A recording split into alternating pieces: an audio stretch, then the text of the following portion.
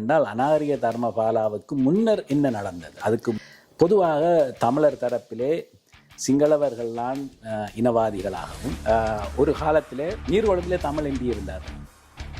அப்போ தமிழ் தேசியவாதம் சிங்கள தேசியவாதத்தினுடைய ஒரு மறுதளிப்பு, ஒரு தமிழ் மக்கள் சார்பாக செயற்படக்கூடிய ஒரு கட்டமைப்பை சிதைப்பதன் மூலம் தமிழ் தேசியத்தை பலவீனமாக, தமிழ் தேசியத்தினுடைய அடையாள சின்னங்களை காவி கொண்டு அதை பலவீனப்படுத்த முயற்சி செய்தது அதுதான் இன்றைக்கு இந்த திசை அறிவிக்கு பின்னால் தமிழ் மக்கள் போகிறதுக்கு ஒரு அடிப்படை காரணமாக இருக்குது. அங்கே இப்போ குறிப்பாக அந்த கனடிய தமிழர் பேரவை தொடர்பான விமர்சனங்கள் இருக்கத்தான் செய்கிறது. எனக்கும் விமர்சனம் இருக்கிறது.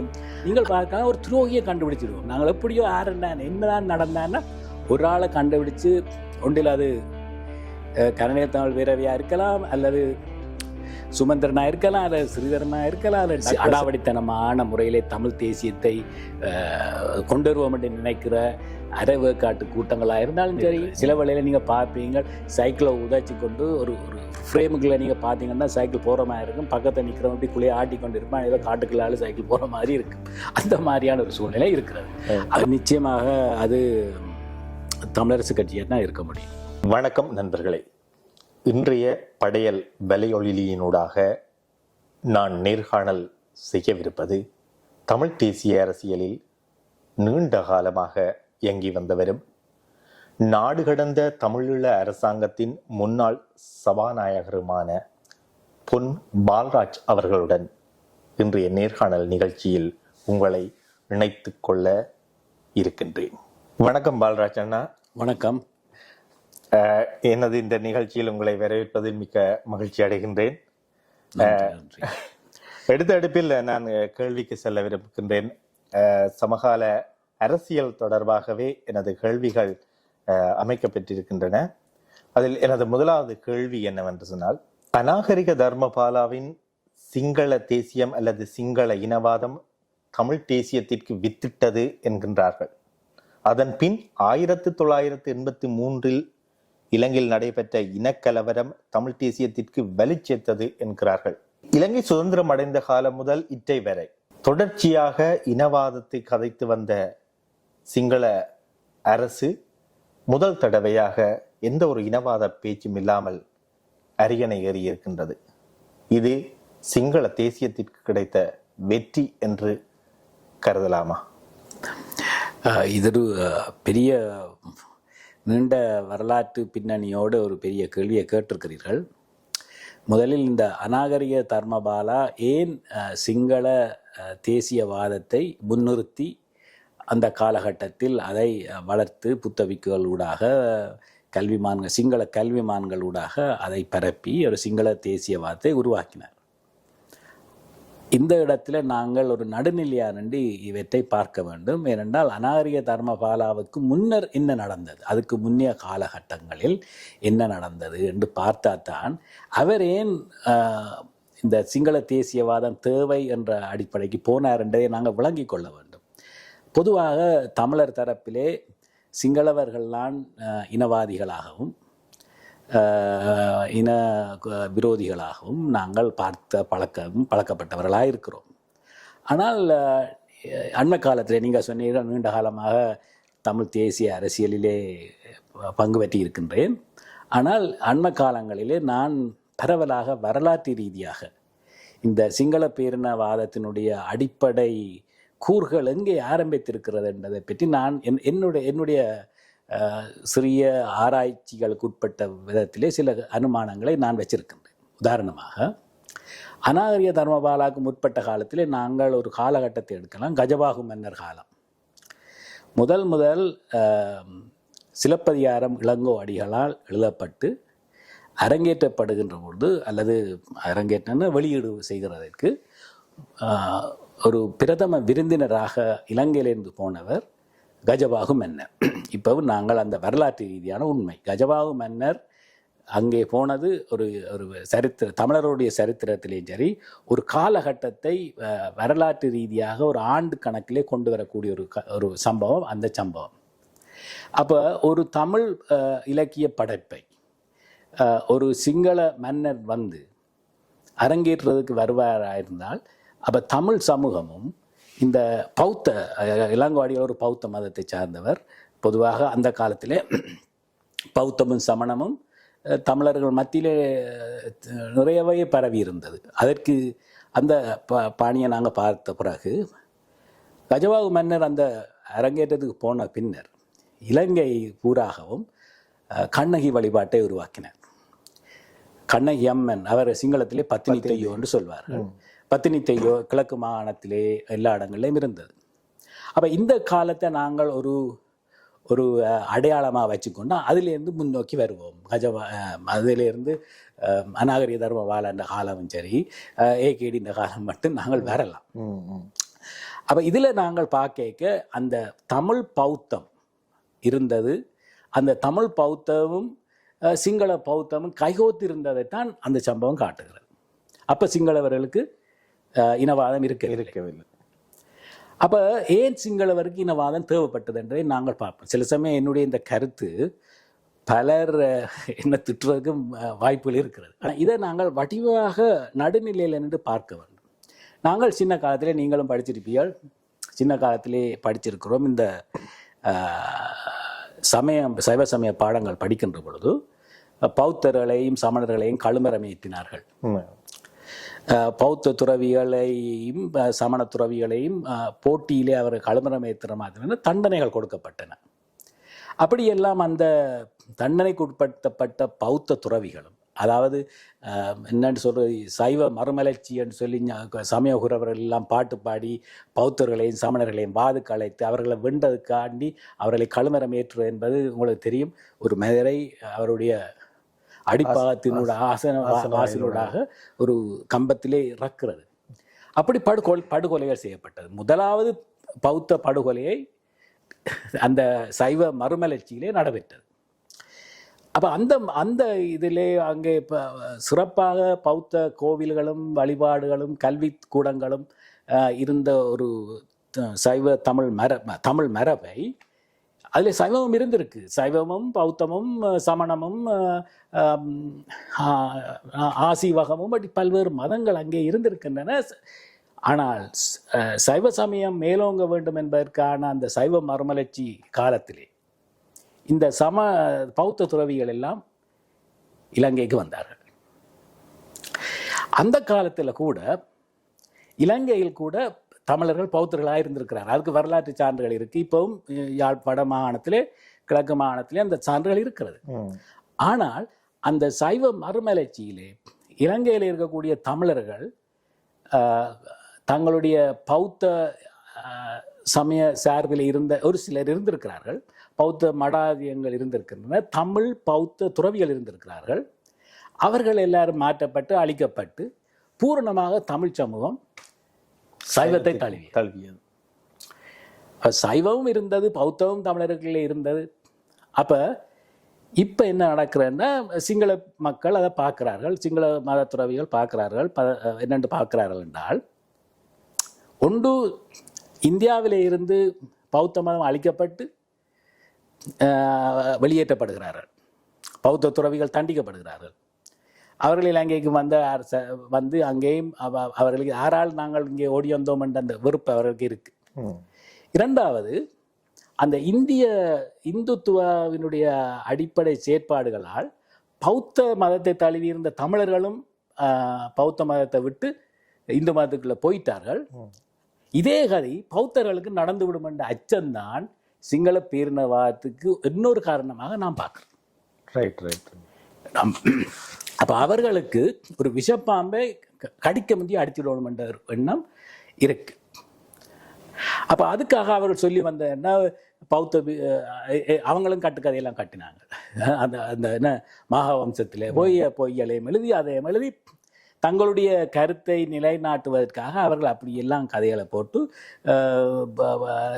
கௌதம புத்தரால் தங்களுக்கு வழங்கப்பட்ட தீவு இது அண்டபடியாக இதெல்லாம் இப்போ பௌத்தமாக தான் இருக்கணும் என்று அவர்கள் அந்த தீவிரமாக அதுக்குள்ளே போனார்கள். ஆனபடியால் அநாகரிக தர்மவாலா ஏன் சிங்கள பேரினவாதத்தை கொண்டு வந்தார் என்றதுக்கு காரணம் அவர்கள் நல்லவர்கள் என்று நான் சொல்ல வரவில்லை. அதற்கு தமிழ் பௌத்தர்களும் தமிழர்களும் காலத்தில் இருந்த மாற்றங்களை செய்தபடியால் சிங்களவர் நினைத்தாரோ ஒரு காலத்திலே இலங்கை தீவு முழுதும் இந்து மதத்தை சார்ந்ததா அவர். இதன் அடிப்படையில் அந்த குடியேற்றங்கள் நடக்கிறது. உங்களுக்கு தெரியும், ஒரு காலத்திலே நீர்கொழும்பிலே தமிழ் எம்பி இருந்தார்கள், தெரியும் நினைக்கிறேன். நீர்கொழும்பிலே தமிழ் எம்பியா வரக்கூடிய புத்தளம் நீர்கொழும்புகள். ஆனால் பிற்காலத்திலே அவர்களையும் பௌத்த மதமாக்கி கொண்டு அவர்கள் வரார்கள். அப்ப இந்த ரெண்டு பக்கத்திலேயும் இந்த அடிப்படை பிரச்சனையில புரிதலோட இதை அணுகிறது தான் இனிமேல் வரக்கூடிய காலத்தில் ஒரு நல்ல விஷயமா இருக்கு. அவருடைய சிங்கள பேரினவாதத்தை அவர் உண்டாக்கியிருந்தார். அதனுடைய விளைவுதான் எங்களுடைய தமிழ் தேசியவாதம் உருவாக்கப்படுகிறது. அப்ப தமிழ் தேசியவாதம் சிங்கள தேசியவாதத்தினுடைய ஒரு மறுதளிப்பு. அப்ப நான் சொல்ற இளங்கோவடிகளும் கஜபாகு மன்னர் காலத்தை போல நாங்கள் வாழ்ந்திருப்போமாயிருந்தால், பக்கத்து உள்ள ஒரு பௌத்தர் இருப்பார், நான் சைவனாக இருந்திருப்பேன். நான் இப்ப சைவன் கூட இல்லை, நான் இப்ப இந்து. சரியோ? அப்ப அந்த மாதிரி இருந்து ரெண்டு தேசியத்துக்கும் வாய்ப்பு இல்லாமல் போயிருக்கு. அப்ப இதுல அதனுடைய மறுதளிப்புன்றது உண்மை. ஆனா அவர்களுடைய அந்த அந்த அந்த சிந்தனை போக்குக்குரிய அடிப்படை காரணத்தை நாங்கள் புரிந்து கொண்டு எங்களோட தேசியவாதத்தை பேச வேணும். பொதுவாக நாங்கள் பேசுவது எப்படி என்றால், பௌத்தவிக்கள், சில பௌத்தவிக்கள் கூடாதவர்கள் இருக்கிறார்கள். பௌத்தவிக்களை திட்டுவோம், சிங்களவனை திட்டுவோம், எல்லாரையும் திட்டுறது என்று சொல்லிக்க ஏதோ நான் ஒரு பரிசுத்தமான ஒரு இனமாக எங்களை காட்ட நினைப்பது தவறு.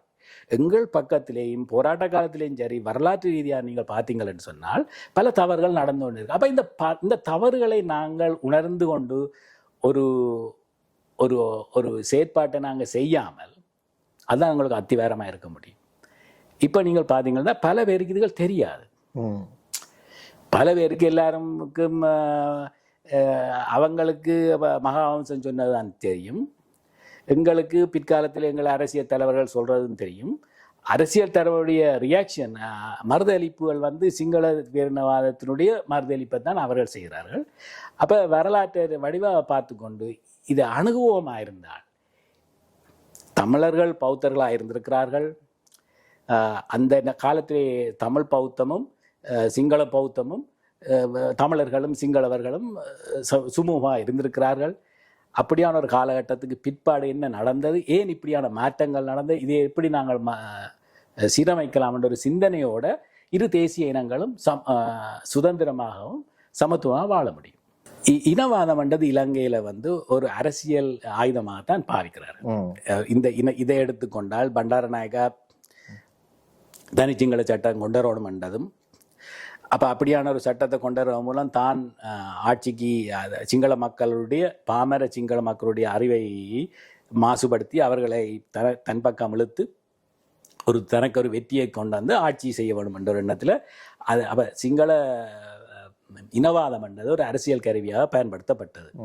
அப்படி பார்க்கின்ற பொழுது இந்த முறை அவர்களுக்கு அப்படியான ஒரு கருவி தேவைப்படவில்லை. இதன் அர்த்தம் அவர்கள் சிங்கள இனவாதம் அங்கே இல்லாமல் போயிட்டு என்று நாங்கள் யாரும் கனவு காணக்கூடாது. சிங்கள இனவாதம் இன்றைக்கு தேவையில்லை என்றதான். ஏனென்றால் எந்த இனத்துக்கு எதிராக இனவாதத்தை அவர்கள் கக்கினார்களோ அந்த இனம் பலவீனப்பட்டது மாத்திரமல்ல, இன்றைக்கு சின்ன பின்னப்பட்டு ஒரு வலுவிழந்த ஒரு தேசிய இனமாக தமிழ் மக்கள் இருக்கிறார்கள். இந்த வலுவிழப்பு ஆண்டுக்கு ஆண்டு கூடிக்கொண்டு போகுது. ஒவ்வொரு காலம் நீங்க பாத்தீங்கன்னா அந்த வலுவிழப்பு கிட்டத்தட்ட அடுத்த கேள்வி அதுதான். அடுத்த கேள்வி அதை தழுவியதாக தான் இருக்கிறது. ஏனென்றால் அதாவது அரசியல் படுகொலைகள், அதாவது தமிழ் தேசியம் வலுவாக பேசி வந்த அரசியல் தலைமைகள், அரசியல்வாதிகள், தமிழ் அரசியல்வாதிகள் கொல்லப்பட்டது. அதாவது குமார் பொன்னம்பலம், ஜோசப் பரராஜசிங்கம், ரவிராஜ், இறுதியாக மகேஸ்வரன் அவர்கள் பாராளுமன்ற உறுப்பினர் மகேஸ்வரன் கூட அவரது இறுதி காலகட்டத்தில் தமிழ் தேசியத்தை வலுவாக பேசி வந்தார். அவருடைய மரணம், அதைத் தொடர்ந்து யுத்த காலத்தில் தமிழ் செல்வன் அவர்களுடைய படுகொலை, அதன் பின்னதாக இறுதிக்கட்ட யுத்தத்தில் வெள்ளை கொடியினுடன் சரணடைந்த நடேசன், புலித்தேவன் உட்பட்ட அநேக அரசியல் போராளிகளின் கொலைகள், அதன் பின் சரணடைந்து காணாமலாக்கப்பட்ட விடுதலை புலிகளின் முக்கிய உறுப்பினர்கள், சரணடைந்து புனர்வாழ்வளிக்கப்பட்டு விடுதலையாகி தமிழினி உட்பட அநேகர் மர்மமான முறையில் புற்றுநோய் என்று கூறுகிறார்கள். அது பரவலாக அது மர்மமான கொலை என்றதே கருதப்படும். இவ்வாறாக தொடர்ச்சியாக அரசியல், அதாவது தமிழ் தேசிய பரப்பில் ஆளுமையான அரசியல் பேச வல்லவர்கள் கொலை செய்யப்பட்டிருக்கின்றார்கள்.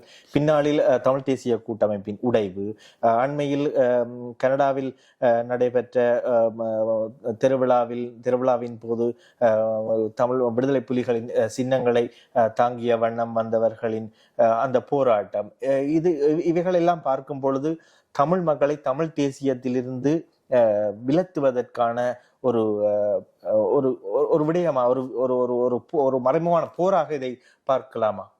நிச்சயமாக. இந்த இதுல ஒன்று திட்டமிட்ட முறையில் தமிழ் அரசியல் தலைவர்கள் படுகொலை செய்யப்பட்டிருக்கிறார்கள். அந்த தமிழர்களுடைய குரலை நசுக்குவதாக இருந்தால் வெளியிலே போய் பேசக்கூடிய ஆளுமை அல்லது ஆற்றல் மிக்கவர்களை, ஆளுமை என்றது என்னை பொறுத்தவரை ஒரு தவறாக நாங்கள் பேசியிருந்தோம், ஆற்றல் மிக்கவர்களை நாங்கள் ஒழித்து விடுவதன் மூலம் இந்த சிங்கள பேரினவாதத்தினுடைய வெளிப்பாட்டை வெளி உலகு கொண்டு வர முடியாது என்ற ஒரு நிலைப்பாடு இருக்கிறது. ரெண்டு விதமான செயற்பாட்டை ஆட்சியாளர்கள் செய்திருந்தார்கள். ஒன்று, அங்கே தமிழ் பேசும் மக்கள் மத்தியிலேயே அவர்களுடைய அரசியல் சிந்தனையை வலுப்படுத்துவதற்கும் அவர்களுடைய அந்த வலுப்படுத்துவதன் மூலம் ஒரு தேசிய சக்தியாக அவர்களை உருவாக்கக்கூடிய வல்லமையுடைய அரசியல்வாதிகள் அல்லது தனி மனிதர்களை அவர்கள் இல்லாமல் பண்ணுறார்கள். ஏனென்றால் ஒரு வலுவான சக்தியாக இந்த தேசிய இனம் மீண்டும் திரண்டெழுத கூடாது என்றதிலே அவர்கள் அக்கறை உள்ளவர்களாக இருக்கிறார்கள். இன்னொரு விதம் எப்படி இருக்குன்னு சொன்னால், வெளிநாட்டு சர்வதேச ரீதியாக இந்த அரசியல் சிங்கள யுத்தத்திலே நடந்த படுகொலைகள், இனப்படுகொலைகள், போர்க்குற்றங்கள் போன்றவற்றை பேசுவதற்காக வெளிநாடுகளிலே போய் பேசக்கூடிய ஆற்றல் மிக்கவர்களையும் இல்லாமல் பண்ணியிருக்கிறார்கள். அப்போ இது ரெண்டையும் செய்வதன் மூலம் தமிழ் தேசியத்தினுடைய இரண்டு சக்திகளை இல்லாமல் பண்ணி கொண்டிருக்கிறார்கள். அதிலே நாங்கள் பார்க்கலாம், இப்பொழுதெல்லாம் அரசியலிலே நாங்கள் ஒரு வலுவான தமிழ் மக்களை ஒன்று திரட்டக்கூடிய ஒரு அரசியல் தலைமையை நாங்கள் காண முடியவில்லை. இப்போ அது உருவாக்கப்பட முடியாத ஒரு நிலவரத்தில் நாங்கள் இருக்கிறோம்.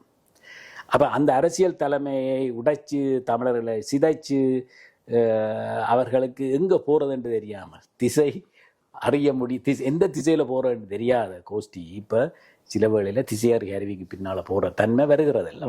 அப்போ அந்த மாதிரியான ஒரு சூழ்நிலை இருக்கிறது. அப்போ இந்த அரசியல் பிரச்சனை இன்னொன்று. மற்றது எப்படி என்று சொன்னால், நீங்கள் சொன்னீங்கள் இந்த திருவிழா தொடர்பான ஒரு பிரச்சனை. ஒரு இப்போ பொதுவாக தமிழர் தரப்பிலே வெளிநாடுகளிலே பல கட்டமைப்புகள் இருக்கிறது. இதில் ஒரு சில கட்டமைப்பு தான் சர்வதேசத்தினுடன் பேசக்கூடிய நிலையில் இருக்கிறது. கன பேர் பேசக்கூடிய நிலையில் இருக்கிறார்கள், ஆனால் அவர்களுடன் பேசக்கூடிய நிலையில் சர்வதேசம் இல்லை. இப்போ நீங்கள் பார்க்கலாம், எரிக் சோல்ஹெய்மோ அல்லது முன்னாள் அமெரிக்க உதவி பிளேக் போன்றவர்களோ அல்லது டேவிட் கமரனோ அப்படியானவர்கள் பேசக்கூடிய ஒரு சில கட்டமைப்புகள்லாம் இருக்கிறது. விரும்பாமல் அதான் உண்மை. ஆனால் அப்படியான கட்டமைப்புகள் ஒரு காலத்தின் தேவையாக இருக்கிறது. அதை நாங்கள் ஒரு காலமும் உடைச்செறிய கூடாது. எல்லா விதமான கருவிகளையும் இயக்கம் போராட்டம் நடந்து கொண்டிருக்கின்ற பொழுது கூட உங்களுக்கு தெரியும் என்று நினைக்கின்றேன், அவர்கள் கம்யூனிஸ்ட் கட்சி சண்முகதாசனை அழைத்து வகுப்புகள் நடத்தியிருக்கிறார்கள். முரணான கோட்பாடுகள் சிந்தனை இருந்தாலும் அந்த சக்தியை நாங்கள் பயன்படுத்த வேண்டும் என்ற ஒரு எண்ணம் அவர்களிடம் இருந்திருக்கிறது. அப்படி பல விடயங்களை நாங்கள் பார்க்கலாம். பல நல்ல உதாரணங்கள் அங்கே இருக்கிறது. ஆனால் இங்கே என்ன நடக்கிறது என்று சொன்னால், இப்படியான ஒரு சூழலே ஒரு தமிழ் மக்கள் சார்பாக செயற்படக்கூடிய ஒரு கட்டமைப்பை சிதைப்பதன் மூலம் தமிழ் தேசியத்தை பலவீனமாக்கலாம். அதை தமிழ் தேசியத்தினுடைய அடையாள சின்னங்களை காவி கொண்டு அதை பலவீனப்படுத்த முயற்சி செய்தது அதுதான் இன்றைக்கு இந்த திசை கருவிக்கு பின்னால் தமிழ் மக்கள் போகிறதுக்கு ஒரு அடிப்படை காரணமாக இருக்கிறது. அங்கேயும் சரி இங்கேயும் சரி ஒரு ஸ்லோக அரசியலை தான் அவர்கள் செய்கிறார்கள். என்ன அரசியல் என்ன, அந்த எல்லாரும் ஒரு கொடியை பிடிச்சு கூட்டம் போட்டு சத்தமாக பேசி முட்டேறுகிறதோ இந்த அடாவடித்தனம் இருக்கല്ലോ. தமிழ் தேசியம் என்பதை ஒரு அடாவடித்தனமான காரியமாக மாற்றி விட்டார்கள். தமிழ் தேசியம் அப்படி அல்ல. அது எவ்வளவு தியாகங்கள், பெரும் திரளாக கூடுகின்ற மக்கள் கூட்டத்தில் நிறைய இளையவர்கள் வரும் இடத்தில் இவ்வாறான ஒரு தோற்றப்பாடை ஏற்படுத்துவது என்பது அவர்கள் மனதில் ஒரு நேர்மறையான ஒரு நிச்சயமா நிறைய பேர் இந்த தமிழ் தேசியத்தோட ஈடுபட்டு கொண்டிருந்த ஒரு மக்கள் கூட்டத்தை திடீரென்று அவர்கள் இது நாங்கள் எங்களுடைய போராட்டம், எங்களுடைய கோட்பாடு இதையே எங்களுக்கு எதிராக திருப்பப்பட்டு ஒரு அசிங்கமான முறையிலே எங்களுடைய கொடியாக இருந்தாலும் சரி, இது சுலோகங்களாக இருந்தாலும் சரி, எங்களுடைய மக்களுக்கு எதிராகவே நாங்கள் பயன்படுத்தி கொண்டோம். அதே மாதிரி இலங்கையில் கூட நீங்கள் பார்த்திருப்பீர்கள், சில பேர் ஆக்களை தூண்டி முட்டை அடிக்கிறது அப்படியான வேலைகளை எல்லாம் செய்திருந்தார்கள். இங்கேயும் முட்டை அடித்திருந்தார்கள். இப்போ இதில் ஒரு பெரிய பிரச்சனை ஒன்று இருக்கிறது தமிழ் மக்கள் மத்தியில். அந்த பிரச்சனை என்னன்னு சொன்னால், பல்வேறு விதமான குழுக்கள், செயற்படக்கூடிய குழுக்களும் கட்டமைப்புகளும் இருக்கிறது. அந்த சில கட்டமைப்புகள் மாத்திரம்தான் சர்வதேச அரங்கிலே பேசக்கூடியவையா இருக்கிறது. அதே நேரம் பல கட்டமைப்புகள் நாங்கள் சர்வதேசத்தோட பேசலாம் என்று சொல்ற கட்டமைப்பு இருக்கு. இப்போ நாடு கடந்த அரசாங்கமாக இருந்தாலும் சரி, மக்களவையாக இருந்தாலும் சரி, இவியல் எல்லாரும் நாங்கள் சர்வதேசத்தோடு பேசலாம் என்று அவர் சொல்லிவிடும். ஆனால் சர்வதேசம் இவியலோட பேசுறதுக்கு தயாராக இல்லை. எந்த ஒரு சந்தர்ப்பத்திலையும் அவர்கள் பேசுறதுக்கு தயாராக இல்லை. இதை நாங்கள் புரிந்து கொள்ள வேண்டும். அப்போ சர்வதேசத்தை பேசக்கூடிய ஆட்கள் யார்? அந்த ஆட்களை நாங்கள் எப்படி நாங்கள் கையாள போகிறோம்? அவர்கள் எப்படி எங்களோட தேசிய விடுதலை தொடர்பான கருத்தோட்டத்தில் அவர்கள் எப்படி நாங்கள் செயற்பட வைக்க போகிறோம் என்றது சரியாக இருக்க வேண்டுமே தவிர, அவற்றையெல்லாம் அடிச்சுடைச்சி நொறுக்கி தள்ளி போட்டு நாங்கள் பழையபடி பேசாதொரு கட்டமைப்பை நாங்கள் வலுப்படுத்துகின்ற தன்மையை தான் நாங்கள் பார்க்குறோம். அப்போ இதனால் ஒரு நடுநிலையில் இருக்கக்கூடிய சாதாரண தமிழ் மக்கள் என்னத்தை பார்க்குறாங்கன்னு சொன்னால், நாங்கள் எந்த கொடிக்கு மதிப்பளித்து வந்தோமோ அந்த கொடியால் எங்களை மறைக்கின்ற பொழுது, அந்த கொடியை தாண்டி நான் இந்த நிகழ்ச்சிக்கு போகிறேன் என்கின்ற பொழுது, அந்த கொடியை அவமதிக்கிற ஒரு தன்மையை அதை செயற்படுத்தி கொண்டவர்களே செய்து கொண்டார்கள். அப்போ இந்த மாதிரியான தன்மைகளால் தான் அங்கே களத்திலே ஒரு அரசியல் சக்தியை உருவாக்க முடியாது இருக்கிறது. இங்கேயும் சரி, இப்போ புலம்பெயர் தளத்தில் இன்றைக்கு தமிழ் மக்கள் நீங்கள் பார்க்கலாம், ஏகேடி வந்த நேரம் கூட்டமாக தமிழ் மக்கள் போயிருந்தார்கள். கூட்டங்களுக்கு போய் கேள்வி கேட்டார்கள் தங்களே. அப்போ எந்த ஒரு காலத்திலேயுமே ஒரு சிங்கள அரசியல் கட்சி தலைவர் வந்த பொழுது தமிழ் மக்கள் அப்படி அணிதிரண்டு போனதில்லை. போராட்டம் தான், எதிர்ப்பு கொடிதான் காட்டியிருப்போம். ஆனால் அந்த நிலைமை தமிழ் மக்களுடைய இந்த தேசிய கோட்பாட்டை தாங்கள் முன்னெடுக்கிறோம் என்று சொல்லிக்கொண்டு வந்தவர்களே அந்த உணர்வுகளை மழுங்கெடுக்கக்கூடிய விதமான செயற்பாடுகளை செய்கிறார்கள், தொடர்ந்தும் செய்கிறார்கள். புலம்பெயர் தளத்திலே அது நடக்கிறது, ஐரோப்பிய வட்டகையில் நடக்கிறது. அப்போ இந்த கட்டமைப்புகளோடு நாங்கள் மோதிக்கொள்கிறதும் அதை சிதைக்கின்ற பொழுது மக்கள் என்ன பார்க்கிறார்கள் என்று சொன்னால், இந்த கட்டமைப்பு தானே அங்கே கைத்தறி நெசவு சாலை போடுவது, பள்ளிக்கூடங்களுக்கு கட்டடம் கட்டுகிறார்கள், விவசாய பண்ணைகள் நடத்துகிறார்கள், அப்படி பல விடயங்களை அவர்கள் செய்கிறார்கள். அப்போ இதைவற்றை செய்கிறதுக்கு ஒரு கூட்டம் கொண்டு வேணும். அதை அவர்கள் செய்கிறார்கள், அதை செய்யட்டும் என்று நாங்கள் பார்த்து கொள்ளணும்.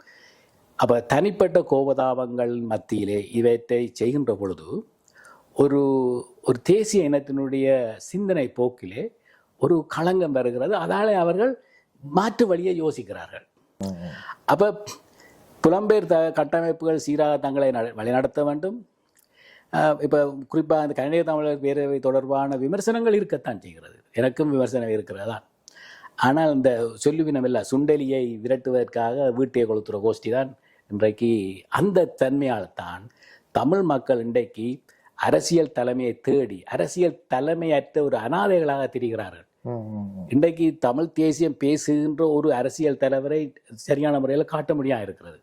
நாங்கள் இன்றைய அரசியல் சூழ்நிலையிலே அதை இழந்து போயிருக்கிறோம். தொடர்ந்தும் நீங்கள் பார்க்கலாம், ஒரு துரோகியை கண்டுபிடிச்சிடுவோம். நாங்கள் எப்படியோ என்னதான் நடந்தான்னா ஒரு ஆளை கண்டுபிடிச்சு ஒன்றில் அது கருணையர் தமிழ் வீரவியாக இருக்கலாம், அல்லது சுமந்திரனா இருக்கலாம், அல்லது ஸ்ரீதரனா இருக்கலாம், அல்லது டக்ளஸா இருக்கலாம். ஆரட்டான ஒரு துரோகியை கண்டுபிடிச்சு அதில் தான் எங்களோட ஃபோக்கஸ் இருக்குமே தவிர ஒரு அரசியல் தீர்வு தொடர்பான ஒரு செயற்பாட்டிலே நாங்கள் இல்லை.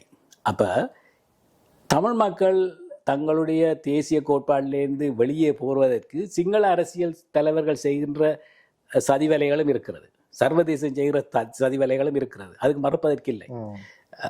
அதே மாதிரி தான் அதுக்கு உடந்தையாக நாங்கள் இங்கே செயல்படுகிறோம். தெரிந்தோ தெரியாமலோ, அல்லது அவங்க அதுக்கு காரணமா இருக்கலாம். தெரிந்தோ தெரியாமலோ கட்டமைப்பு ரீதியாக ஸ்ட்ரக்சரல் ஜெனோசைட் என்று சொல்லி நாங்கள் எங்களை பற்றி பேசுகின்றோம். எங்களுக்கு ஸ்ட்ரக்சரல் ஜெனோசைட் நடக்குது. தமிழ் தேசியத்துக்கும் கட்டமைப்பு ரீதியான ஒரு பிரச்சனையை தமிழ் தேசியவாதிகளே செய்கிறார்கள். அதை தழுவிதான் அடுத்த கேள்வியை நான் கேட்க இருக்கிறேன். எதிர்வரும் 14ஆம் தேதி பாராளுமன்ற தேர்தல் நடைபெறவிருக்கின்றது. வடகிழக்கை எடுத்துக்கொண்டால் தெற்குடன் ஒப்பிடும் பொழுது வடகிழக்கில் எண்ணிலடங்காத வேட்பாளர்கள் சுயேட்சை குழுக்களினூடாக அல்லது வெவ்வேறு அரசியல் கட்சியினூடாக இந்த இம்முறை களமிறங்கி இருக்கின்றார்கள். அதற்கு புலம்பெயர் நாடுகளில் இருக்கின்ற பண முதலைகள் பெருவாரியான பணத்தை கொட்டி அந்த வேட்பாளர்களை களமிறக்கி இருப்பதற்காகவும் செய்திகள் அடிபடுகின்றன. இவைகளும் ஒரு தமிழ் தேசிய பரப்பிலிருந்து தமிழர்களை ஓரம் காட்டுவதற்கான ஒரு விடயமாக கருதலாம். நிச்சயமா இப்ப நடக்கிற விஷயங்கள் எல்லாத்தையும் நீங்கள் பார்த்தீங்கள் என்றால், இலங்கை அரசாங்கம் கையாளுகிற முறை அல்லது சர்வதேச நாடுகள் நடந்து கொள்கிற விதம், விடுதலை புலிகள் தொடர்ந்து தடைப்பட்டியலில் இருக்கிறது. கனடா கூட சென்ற ஆண்டு அதை புதுப்பித்திருக்கிறார்கள். இந்தியா அப்படி இருக்கிறது. சர்வதேச நாடுகள் இந்த தமிழ் தேசிய செயற்பாட்டை கட்டுக்குள்ளே வைக்க வேண்டும், இல்லால் பண்ணணும் என்றதில் இருக்கிறார். அதே மாதிரி இலங்கை அரசாங்கமும் இருக்கிறது. அப்போ இந்த நிலைப்பாடுகளில் இருக்கின்ற பொழுது இந்த தமிழ் தேசியம் என்று தங்களை அடையாளம் காட்டிக்கொண்டு அடாவடித்தனத்திலே தமிழ் தேசியத்தை வளர்க்கலாம் என்று அவர் நினைக்கிறார்கள். அது கவுண்டர் ப்ரொடக்டிவாக இருக்கிறது. அது அவர் எண்ணத்துக்கு முரணாகத்தான் அதனுடைய விளைவுகள் இருக்க போகிறது. அப்போ அது நாங்கள் நேரடியாக பார்க்கின்றோம். அதனுடைய விளைவு தான் இன்றைக்கு யார் எப்படி அண்டில் ஒரு 300-400 பேர் தேர்தலில் நிற்கிற ஒரு சூழ்நிலையில் இருக்கிறோம். அந்த நாட்டில் கூட வடமாகாணத்தில் கூட முந்தி 20 தமிழ் எம்பிகள் வரக்கூடிய வாய்ப்பு இருந்தது. இப்போ 11 கூட வர்றதுக்கு வாய்ப்பு இல்லை. யாழ்ப்பாணம் 6 விட குறைஞ்சு கொண்டு வருகிறது. அப்போ இந்த மாதிரியான சூழ்நிலையிலே நாங்கள் கழுது தேய்ந்து கட்டரும்பாகி அந்த தேசியத்தை இங்கேருந்து நாங்கள் கட்டியெழுப்ப முடியுமாண்டா இல்லை. அங்கே உள்ளவனே இல்லாமல் போய் கொண்டு எல்லாரும் வெளியில் வந்து கொண்டிருக்கிறோம், பலவீனம் அடைந்து கொண்டு இருக்கிறது. இந்த இடத்துல பார்க்கின்ற பொழுது தமிழ் தேசியம் ஒரு சைட்டிலே ஒரு பின்னரங்குக்கு போகின்றது. முன்னரங்குக்கு இந்த பண முதலைகள் தங்களை கொண்டு வருகிறார்கள். அப்போ அவர்கள் முன்னரங்கு கொண்டு வந்து தங்களுடைய முக்கியத்துவத்தை இலான் மஸ்க் டொனால்ட் ட்ரம்புக்கு பின்னால் போன மாதிரி, அதே மாதிரி இந்த அம்பானி குடும்பம் மோடிக்கு பின்னால் போன மாதிரி எங்களோட அரசியலுக்கும் ஒரு அம்பானி அல்லது இந்த மாதிரியான ஆட்கள் தங்களுடைய பண மூலதனங்களை வைத்துக்கொண்டு அவர்களை பார்த்துக்கிட்டா சிங்கள பக்கத்துக்கும் காசு கொடுக்குறாங்க, எல்லா பக்கத்துக்கும் காசு கொடுக்குறாங்க. அப்ப அவர்கள் தங்களை முன்னிலைப்படுத்தி கொண்டு அப்ப இந்த மாதிரியான இதுகளை பார்க்கின்ற பொழுது இது தமிழ் தேசியம் ஏற்கனவே அடி வாங்கி பலவீனமாக இருக்கு. தமிழ் தேசியம் சிங்கள இராணுவத்தாலேயோ அல்லது சிங்கள பேரினவாதத்தாலேயோ அடி வாங்காத அளவுக்கு தமிழ் தேசியம் இன்றைக்கு தமிழ் மக்களாலேயே அடிக்கப்பட்டு கொண்டிருக்கிறார்கள். அது இந்த பண முதலைகளாக இருந்தாலும் சரி, இந்த அடாவடித்தனமான முறையிலே தமிழ் தேசியத்தை கொண்டு வருவோம் என்று நினைக்கிற அரைவேக்காட்டு கூட்டங்களாக இருந்தாலும் சரி, அடுத்து அடி வாங்கி கொண்டே இருக்கிறது. அது மிகவும் பலவீனமாக, இந்த பலவீனமான சூழ்நிலையில் தங்களுடைய சிக்னிஃபிகன்ட்டை, தங்களுடைய முக்கியத்துவத்தை காட்ட விரும்புகின்ற சில பண முதலைகள் இலங்கையில் இறங்கி இருக்கிறார்கள். அவர்கள்லாம் பல கட்சிகளுக்கு காசு கொடுத்ததாகவும் சொல்லப்படுகிறது. எது என்னவா இருந்தாலும் நீங்கள் சொன்னது போல தமிழ் மக்கள் இன்றைக்கு இலங்கையில் இருக்கக்கூடிய தமிழ் மக்கள் தமிழீழத்துக்கு வாக்களிக்கிறதுக்கு அங்கே வாய்ப்பில்லை. அது ஒரு ரெஃபரண்டமும் அல்ல. ஆனால் இன்றைக்கு வரக்கூடிய ஒரு அரசாங்கத்தோட சேர்ந்து அல்லது அரசாங்கத்தை ஒரு ஒரு கூட்டிலே நின்று கேள்வி கேட்கக்கூடிய ஒரு ஒரு ஆற்றல் மிக்க ஒரு அரசியல் சூழ்நிலையை தமிழ் மக்கள் உருவாக்க வேண்டும். அந்த உருவாக்கத்தின் மூலம்தான் இனி இருக்கிறதையாக காப்பாற்றக்கூடிய ஒரு சூழ்நிலை இருக்கு. அதை விட்டுட்டு இப்போ நீங்கள் பார்க்கலாம், என்னுடைய பார்வை இதில் இந்த கஜேந்திரகுமார் அவர்களுடைய தமிழ் காங்கிரஸ் கட்சி மிகவும் பலவீனமாக இருக்கிறது. அது எனக்கு அந்த கேள்வியை நான் கேட்க இருந்தேன். நான் என்னென்னு சொல்லி சொன்னால், சுமந்திரன் அவர்கள் ஒரு ஸ்டேட்மெண்ட் அண்மையிலான ஒரு பத்திரிகையாளர் மாநாட்டில் சொல்லியிருந்தார். அதாவது சைக்கிள் ஸ்டாண்டில் போட்டுவிட்டு உழக்கி கொண்டிருக்கிறார்கள், எந்த மூமெண்ட், அதாவது முன்னேற்றமும் இல்லை என்று. அதை இல்லை, கிட்டத்தட்ட அதான். ஏனென்றால் அவர்கள் இது எப்படி என்று சொன்னால், அவர்கள் தங்களுடைய காலை கட்டி கொண்டு பந்தாட போன மாதிரி இருக்கிறது. ஒரு காலை மடித்து கட்டி கொண்டு பந்தாட்ட போட்டிக்கு போன மாதிரி அவர்களுடைய கோட்பாட்டு ரீதியாக பல விடயங்களை பேசிக்கொண்டு முன்னெடுக்க முடியாமல் அவர்கள் இருக்கிறார்கள். அப்போ அவர்கள் தங்களுக்குள்ளேயே சில மாற்றங்களை செய்து அதை சரிப்படுத்தி அவர்கள் முன்னேறக்கூடிய நிலையை அவர் அடைய வேண்டும். அந்த பார்க்கின்ற பொழுது அவர்கள் ஒரு முன்னகராத ஒரு இடமாகத்தான் இருக்கிறது. சில வேளையில் நீங்கள் பார்ப்பீங்க, சைக்கிளை உதைச்சி கொண்டு ஒரு ஒரு ஃப்ரேமுக்குள்ளே நீங்கள் பார்த்தீங்கன்னா சைக்கிள் போகிற மாதிரி இருக்கும், பக்கத்தை நிற்கிறவங்க அப்படி குள்ளையை ஆட்டி கொண்டு இருப்பான், ஏதோ காட்டுக்குள்ளாலும் சைக்கிள் போகிற மாதிரி இருக்கும். அந்த மாதிரியான ஒரு சூழ்நிலை இருக்கிறது. அப்போ அதே மாதிரி தான் இப்போ தமிழ் மக்களை பொறுத்து கஜேந்திரகுமாரெல்லாம் ஒரு சிறந்த ஆற்றல் மிக்க பேச்சாளர், கருத்தை சொல்லக்கூடியவர், மொழித்திறன் மிக்கவர், கருத்தை வெளிப்படையாக தெளிவாகவும் சொல்லக்கூடிய ஒருவர். அப்போ அவருடைய கட்சியை அப்படி போகின்ற ஒரு சூழ்நிலையை அவரை தவிர்த்திருக்க வேண்டும். வடகிழக்கு தழுவியதாக, வடகிழக்கு முழுவதுமாக போட்டியிடுகின்ற தமிழ் கட்சிகள் என்று பார்த்தால் 2 கட்சிகளைத்தான் குறிப்பிடலாம். ஒன்று தமிழரசு கட்சி வீட்டு சின்னத்தில், மற்றது நினைக்கிறேன் அது சங்கு சின்னத்தில் போட்டியிடுபவர்களை கூட்டமைப்பாக இருக்கலாம் நினைக்கிறேன். கூட்டமைப்பிலிருந்து பிரிந்து சென்றவர்கள். இந்த 2 கட்சிகளும் தான் வடகிழக்கு முழுவதுமாக தழுவியதாக தேர்தலில் போட்டியிடுகிறார்கள். இந்த இருவரும் கட்சிகளில் எந்த கட்சி இந்த பாராளுமன்றத்தில் தமிழ் பிரதிநிதிகளாக சென்றால் ஒரு வலுவான கட்டமைப்பாக இருக்கும் என்று கருதுகின்றீர்கள்? நிச்சயமாக அது தமிழரசு கட்சியாக தான் இருக்க முடியும். இப்போ தமிழரசு கட்சி ஏதோ நான் தமிழரசு கட்சி ஆதரவாளன் அல்ல. சமகால அரசியலை நீங்கள் பார்க்கின்ற பொழுது அங்கே போய் ஒரு ஒரு செயற்திட்டத்தை நாங்கள் வெளியே கொண்டு வர வேண்டுமாயிருந்தால் ஆற்றல் மிக்கவர்களை நாங்கள் கொண்டு போக வேண்டும். இந்த சங்கு கட்சியில் இருக்கக்கூடியவர்கள் பற்றின பல பிரச்சனைகளை நாங்கள் பார்க்கிறோம். இதற்கு முன்னரும் அவர்கள் அரசியல் பாராளுமன்றத்தில் இருந்தவர்கள் சிலர் இருக்கிறார்கள். அவர் அங்கே என்ன செய்தார்கள் என்றது கூட இருக்கிறது. அப்போ நீங்கள் அதை பத்திரிகைகளில் நீங்கள் பார்த்திருப்பீர்கள். பிற்பாடு அங்கே போய் நின்று நாங்கள் தமிழ் தேசியம் தொடர்பாக பேச போகின்றோமா, அல்லது சமகாலத்திலே தமிழ் மக்களுக்கு என்ன தேவை என்றதை பேச போகின்றோமா, அல்லது இது எல்லாம் வேண்டாம், என்ன ஒற்றையாட்சி எங்களுக்கு வேண்டாம், நாங்கள் ஒரு நாடு இரு தேசம் அப்படி ஒன்று அந்த ஃபார்முலால நான் நிற்க போகிறோம் என்று சொல்ல போகிறோமா என்று சொன்னால் அதை நாங்கள் ஒரு பிரச்சனையாக இருக்கேன்.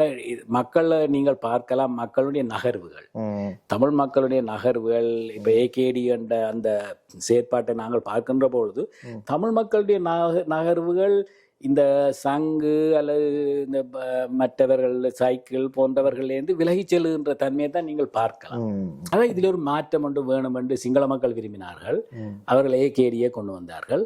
தமிழ் மக்களும் ஒரு மாற்றம் விரும்புகின்ற ஒரு சூழ்நிலையை நாங்கள் பார்க்கிறோம். அந்த மாற்றத்தை வழி நடத்தக்கூடிய நெறிப்படுத்தக்கூடிய அரசியல் என்று சொன்னால் அது இன்றைக்கு விரும்பியோ விரும்பாமலோ அது தமிழரசு கட்சியாக தான் இருக்க முடியும். அதுதான் யதார்த்தமான நிலை.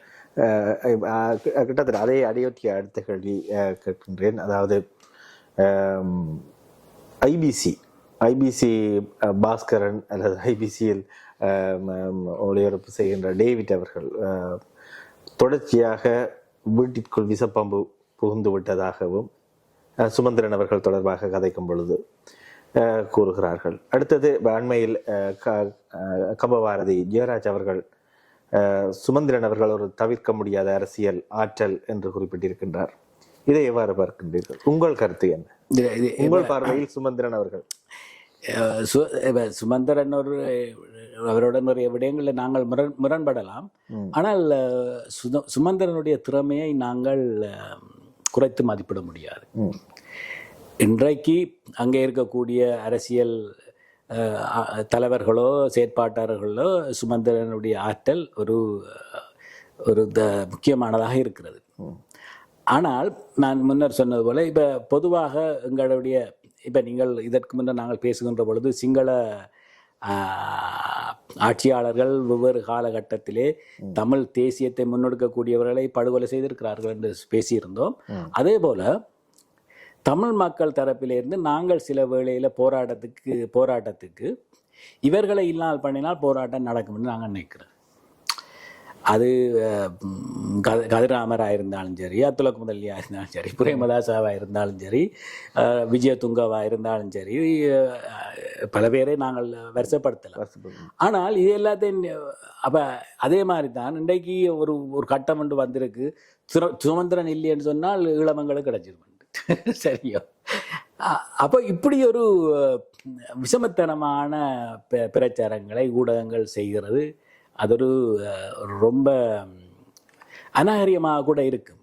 நன்றி வரராஜன், பொறுமையாக இருந்து என்னுடைய கேள்விகளை சகித்து கொண்டு நான் கேட்ட கேள்விகள் ஒரு ஏற்படையாக கேள்விகளாக இருக்கும் என்று நான் கருதுகிறேன். இதனை பொறுமையாக இருந்து எனது கேள்விகளுக்கு பதிலளித்தமைக்கு நன்றி. மீண்டும் மற்றொரு நிகழ்ச்சியில் உங்களை இது விடுவதாக இல்லை. ஏனென்றால் நிறைய விடயங்கள் கதைக்க வேண்டி இருக்கின்றது. அந்த பௌத்த சமயம் தொடர்பாக கதைக்க வேண்டி இருக்கின்றது. இங்கே கனடாவை பொறுத்தமட்டில் இந்த தேசிய இனம் தொடர்பாக கதைக்க வேண்டி இருக்கிறது. பல்வேறு துறைகளில் உங்கள் ஆளுமைகளை வளர்த்தி இருக்கின்றீர்கள், ஆற்றலை வளர்த்தி இருக்கின்றீர்கள். அந்த வகையில் நான் தொடர்ச்சியாக உங்களுடன் பேச இருக்கின்றேன். மீண்டும் மற்றொரு நிகழ்ச்சியில் உங்களை சந்திக்கும் வரை வணக்கம் கூறி விடைபெறுகின்றேன். நன்றி. நன்றி. நீண்ட காலம் நானும் ஊடகங்களுடன் பேசியது இல்லை. நீண்ட காலம் நானும் ஒரு உரைநிலையிலே இருக்கிறேன். இப்பொழுது கூட நீங்கள் கேட்டபடியாத்தான் நான் உடல்நலம் கொஞ்சம் சிக்கலாக இருந்தாலும் நான் உங்களுடன் பேசுவதற்கு ஒத்துக்கொண்டேன். இது பொதுவான ஒரு பொது எப்படி சொல்கிறது, காமன் மேன், தமிழ் ஒரு பொதுவான ஒரு மனிதனுடைய கருத்தாகத்தான் இதை நீங்கள் பார்க்க வேண்டும். நான் அரசியல் செயற்பாட்டாளரோ தேசிய செயற்பாட்டை தாண்டி சாதாரண ஒரு தமிழ் பொது ஆன ஒரு வித்தியாசமாக யோசிக்கிற ஒரு சூழ்நிலையை பார்க்கிறோம். எல்லா விதமான போராட்டங்களை நடந்து எல்லாத்தையும் கண்கூடா பார்த்துருக்கிறோம். அப்போ நான் 4-6 வயது இருக்கின்ற பொழுது இந்த சத்தியாகிரக போராட்டம் நடந்தபோது என்னை கூட்டிக் கொண்டு போய் காட்டினார். குண்டாந்தடிக்கு அஞ்ச மாட்டோம், தூக்குமோட என்று அந்த அந்த காலத்திலேருந்து இந்த போராட்டங்கள் எல்லாத்தையும் நான் பார்த்து வருகிறேன். அப்போ ஒவ்வொரு கட்டத்திலே என்னென்ன நடக்கிறது, நாங்கள் என்ன புலவிட்டு இப்போ பொதுவாக என்ன நடக்கிறது என்றால், நீங்கள் பேச்சை முடித்து விட்டீர்கள். நான் ஒரு சின்ன விஷயத்தை சொல்லுகிறேன். பொதுவாக என்ன நடக்கிறது என்றால், நாங்கள் புலவிடாதாக்கள் என்ற நினைப்பில் நாங்கள் எல்லாம் செய்கிறோம். நாங்களும் புலவிடுவோம் என்று நினைத்த காரியங்களை ஆற்றுவோமா என்றால் எங்களுக்கு நாங்கள் விட்ட பிள்ளைகளையும் ஏற்றுக்கொள்ளக்கூடிய திருத்தவும் வேண்டும். அப்ப அது மிகவும் ஒரு பேசுபொருளாக இப்பொழுது இருக்கின்றது. நாங்கள் விட்ட தவறுகளை ஏற்காமல் அதை மூடி மறைத்து கொண்டு அது தவறு. ஏனென்றால் அதே பிள்ளைகளை நாங்கள் விட்டுக்கொள்வோம். அப்ப அதே மாதிரி நாங்கள் நீங்க சொன்னது போல வேற விடயங்கள் பின்னர் ஒரு வாய்ப்பு கிடைக்கும் போது பேசுவோம். நிறைய காலத்துக்கு பிறகு நான் முன்னர் சொன்னது போல நேற்றைத்தான் திரும்பவும் நாட்டுக்கான வாரங்களுக்கு பிற்பாடு இங்கே வந்திருக்கிறேன். திரும்பவும் உங்களோட பேசியதுக்கு நன்றி, வாய்ப்புக்கு நன்றி. அதுக்கு நீங்கள் வாய்ப்பு தந்தமைக்கு நன்றி நான் தெரிவிக்கணும். நன்றி அண்ணா. மீண்டும் சந்திப்போம்.